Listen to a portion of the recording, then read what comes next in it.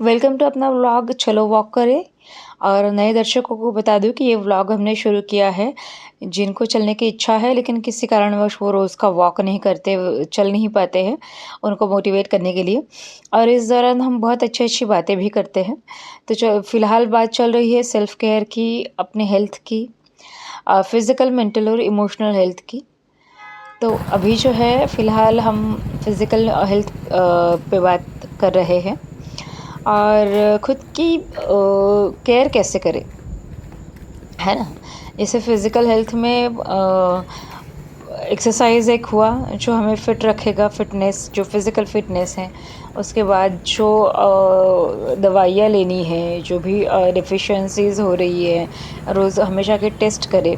अभी महिलाओं को 2 टेस्ट बहुत ज़्यादा ज़रूरी है।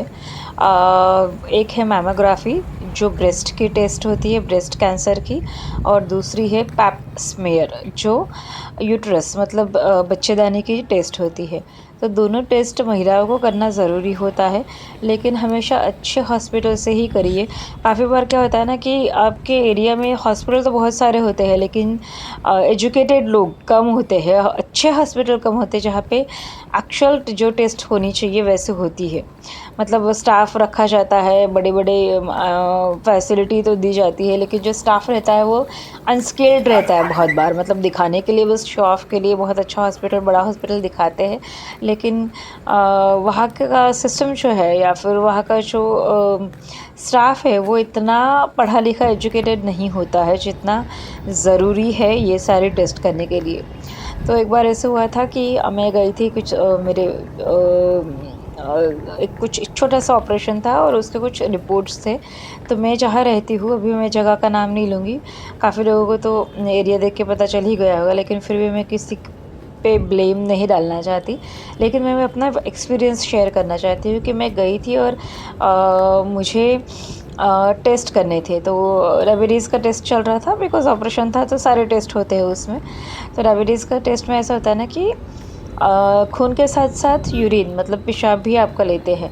सो मैं गई थी सुबह देने के लिए और उन्होंने बोला कि नहीं-नहीं अभी ना वहाँ रख दीजिए, वहाँ पे फ्रिज में क्या पता नहीं क्या है। एंड मैंने जाके रख दिया और मैंने उनको बोला भी कि देखिए कि ये जो है ना यहाँ रखा है तो यही का पे ना रह जाए।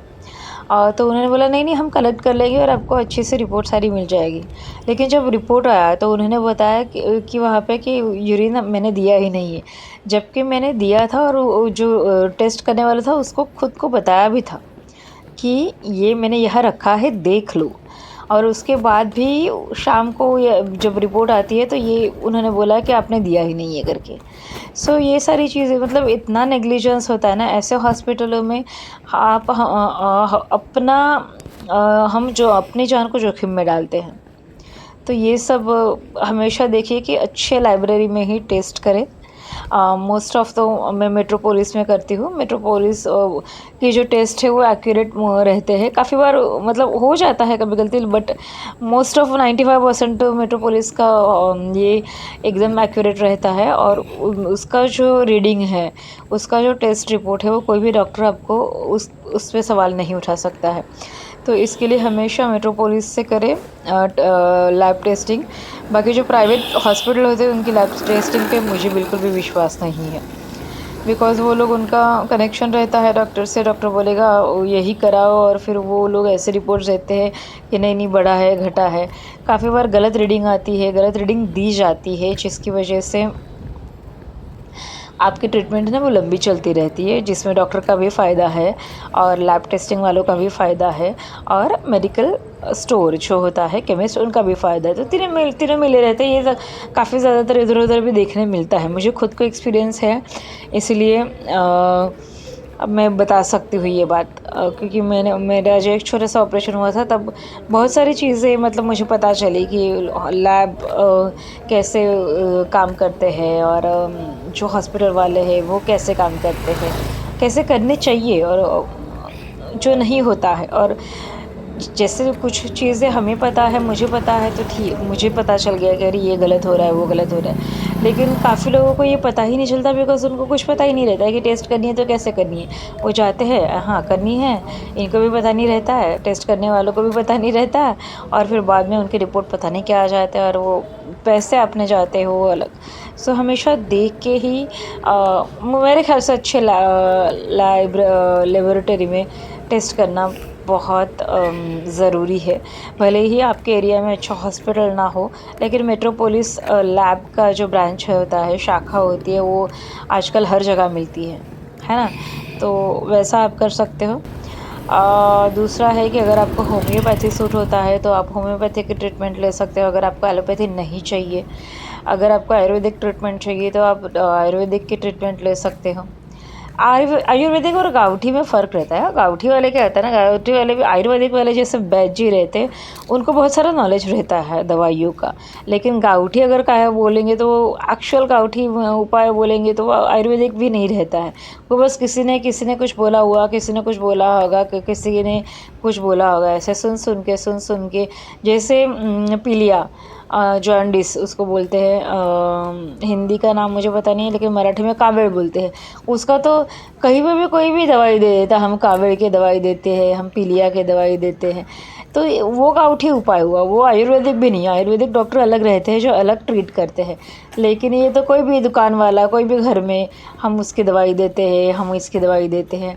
तो ऐसे ट्रीटमेंट ना करें खुद को, ट्रीट ना करें।